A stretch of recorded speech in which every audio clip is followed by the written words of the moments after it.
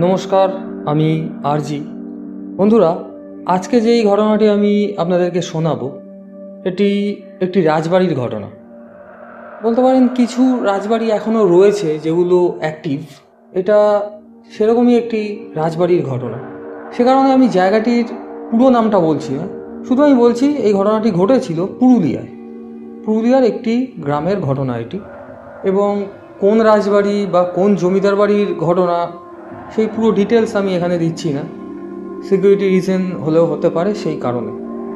তবে এই ঘটনাটা আমি যার থেকে শুনেছিলাম সে মোটামুটি সবই বলেছিল। সেখানকার যে রাজবাড়ির বর্তমান যিনি রয়েছেন ওখানে, যিনি বর্তমান মালিক ওখানে, তিনিও মোটামুটি এই ব্যাপারটা আরও 10 কান হতে দিতে চান না। তবে এই ঘটনাটা মোটামুটি ওখানকার 100%-এর মধ্যে 80% লোকই জানে যে কী জন্য ওই রাজবাড়ি ওখানে বিখ্যাত, কিংবা সেই রাজবাড়িতে কেন এরকম জিনিসপত্র ঘটে। তো যাই হোক, আমি ঘটনাটা আপনাদেরকে বলছি, আপনারা ঘটনাটি শুনুন।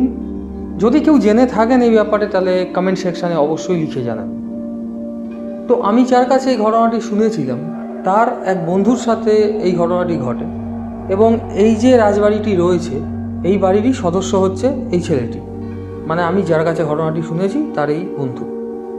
এই ঘটনাটি খুব বেশি পুরনো ঘটনা নয়, এটা ঘটেছিল 2015 সালে। আমি রিসেন্ট যখন কিছু রিসার্চ করেছিলাম ওনার কাছে এই ঘটনাটা শোনার পর, তখন আমি নিজেও জানতে পেরেছিলাম যে হ্যাঁ, এখনও ওখানে ওরকম কিছু ঘটে। তবে বিভিন্ন ক্ষেত্রে এইসব অ্যাক্টিভিটিগুলো ঘটার কারণে ওখানকার যিনি বর্তমান মালিক রয়েছেন তিনি অনেক কিছুই বন্ধ করে দিয়েছেন। এবং কী জন্য সেগুলো বন্ধ হয়ে গেছে আপনারা শুনুন, আমি এবার ঘটনাটি আপনাদেরকে বলছি। তো যে আমায় ঘটনাটি বলেছে তার যে এই বন্ধুর কথা আমি বললাম, ও ওই বাড়ির সদস্য, মানে ওর ওই বাড়িতে কিছু অংশ রয়েছে। যেমন বলতে পারুন তার দাদু এরকম একটি বংশ পরম্পরায় তারও ওখানে একটি অংশ রয়েছে। তো ও কিছু বন্ধুবান্ধব নিয়ে 2015 সালে ওখানে যায় এবং ওখানে গিয়ে ওরা 2-1 দিন থাকবে, একটু পিকনিক করবে, ওখানকার কিছু স্পট ঘুরবে, এরকম একটা ডিসিশন ওরা করে। তবে এইখানে একটা কথা বলে রাখি বন্ধুরা, দেখবেন পুরনো রাজবাড়ি হোক কিংবা এরকম জমিদার যেসব বাড়িগুলো রয়েছে তাদের কিন্তু নিজস্ব কিছু রীতিরিবাজ ছিল, যেগুলো তখনকার যেসব রাজারা ছিলেন, যেসব জমিদাররা ছিলেন, তারা সেগুলোকে রুলস করে দেয় যে এই বাড়ির জন্য এই রুলস, ওই বাড়ির জন্য সেই রুলস, এরকম রুলসের উপর ওরা চলতো। তো এই যে রাজবাড়িটি রয়েছে এই বাড়িটির একটি নিয়ম ছিল, এখানে কোনো রকমভাবে আমিষ কোনো প্রোডাক্ট খাওয়া চলতো না।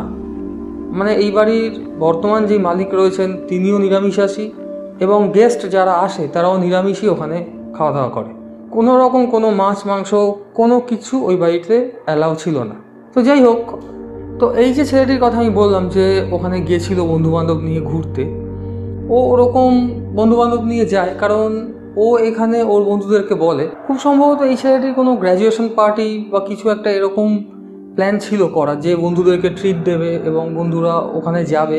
এরকম একটা ট্রিটের কারণে ও ঠিক করে যে ওদের দেশের বাড়ি ওই পুরুলিয়ার ওই গ্রামে ওদের ওই পুরনো বাড়িতে যাবে। এবং অত পুরনো রাজবাড়ি অনেকেই দেখেনি। এবার ওর বন্ধুবান্ধবরাও শুনে খুবই এক্সাইটেড ছিল যে ওরকম জায়গায় যাব, ওরকম রাজবাড়িতে কিছুদিন থাকবো, এটা একটা আলাদা মানে অ্যাডভেঞ্চার হবে। তো যাই হোক, ওরা তো ওখানে একদিন গিয়ে পৌঁছয়। ওখানে ওদের আত্মীয় যারা ছিল আরও প্রত্যেকেইও আপ্যায়ন করে যে গেস্ট এসছে দূর থেকে, কলকাতা থেকে ওরা গেছে। এবং ওনারা যখন শোনে যে এই ছেলেগুলো ওখানে কিছুদিন থাকবে, ওখানে ওরা একটু ফিস্ট করবে, খাওয়া দাওয়া করবে, তখন ওখানকার যিনি মালিক ছিলেন তিনি পরিষ্কার বলে দিয়েছিলেন যে তোমরা এখানে যতদিন ইচ্ছা থাকো, তোমরা যত রকম কিছু করতে চাও করো, শুধু দুটো জিনিস এখানে করা যাবে না। তখন ও শুনে আশ্চর্য হয়ে যায়, বলে কি? এবং ওর সাথে আরও যারা বন্ধুরা ছিল তারাও খুবই এক্সাইটেড জানার জন্য যে কি। তখন বলে যে ছাদের যে ঘর রয়েছে, মানে চিলেকোঠার ঘর বলা হয় যেটাকে, সেই ঘরে যাওয়া যাবে না এবং এখানে কোনো রকম কোনো মাছ মাংস ডিম এসব জিনিস খাওয়া যাবে না। এবার ঠিক আছে, বন্ধুবান্ধবরা প্রত্যেকেই তখন হ্যাঁ হ্যাঁ বলে ব্যাপারটা ইগনোর করে দেয়।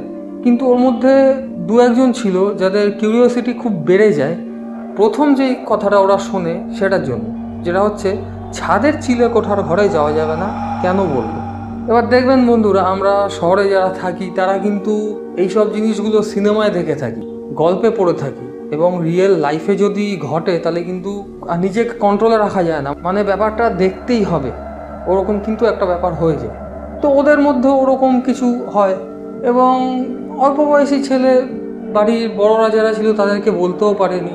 তবু এই যে ছেলেটি, মানে যে সদস্য ওই বাড়ির, ওই ওখানকার ওর যারা আত্মীয়রা ছিল তাদেরকে জিজ্ঞেস করে যে ছোটবেলায় আমিও শুনেছিলাম বাড়িতে বাবা মা বলতো যে আমাদের এই দেশের বাড়ির ছাদে যাওয়াটা ভালো না, ছাদে নাকি মন্দ কিছু ঘোরে, কি ব্যাপারটা কি?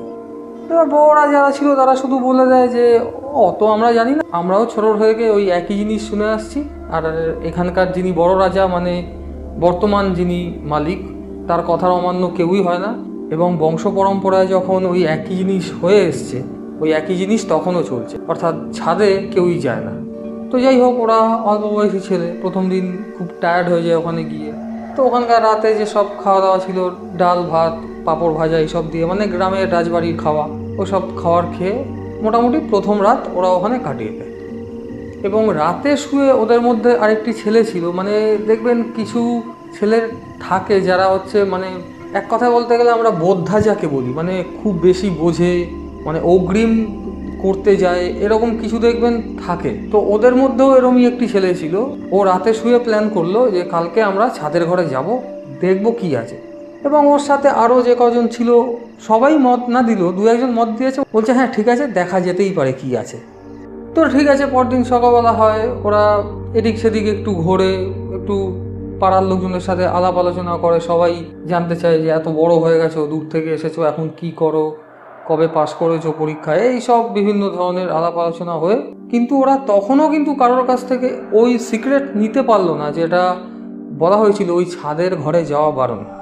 তো ঠিক আছে, এদিক সেদিক করে ওরা যখন রাতে ফিরছে তখন ওদের মধ্যে ওই যে ছেলেটির কথা আমি বললাম যে একটু বোদ্ধা, ও ঠিক করে যে রাতে আমরা যে খাওয়া দাওয়া করবো সেটা আজকে ওই ছাদের উপরে গিয়ে হবে। এবার আরও যে কজন ছিল প্রত্যেকে একটু প্রথমে না না করলো, পরে যখন মানে বুঝতেই পারছেন একটুখানি ওরা ড্রিঙ্ক করবে, এখান থেকে গেছে একটা রাজবাড়ির ছাদে বসে অন্ধকারের মধ্যে, জোনাকির আলো দূর থেকে আসছে, মানে অ্যাটমসফিয়ারটা খুবই একটা আলাদা অ্যাটমসফিয়ারে চলে আসবে। তো ঠিক আছে, ওরা বলে হ্যাঁ ঠিক আছে, ছাদে গিয়ে আমরা আজকে খাওয়া দাওয়া করবো, তারপর যা হয় হবে দেখা যাবে। তো পাড়া গ্রাম মানে তার ব্যাপারই আলাদা, মানে সন্ধ্যে 7টা-8টা বাজলে বিশাল অন্ধকার, মানে রাত নেমে আসে ওখানে।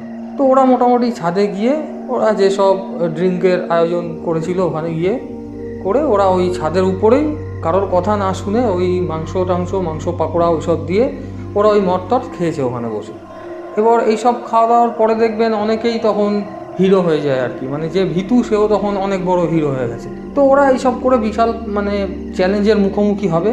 একজন একজনকে বলছে আজকে যদি এই ছাদের ঘরে তুই থাকতে পারিস তোকে আমি কালকে 1000 টাকা দেবো, মানে এরকম ধরনের বেটিং চলছে।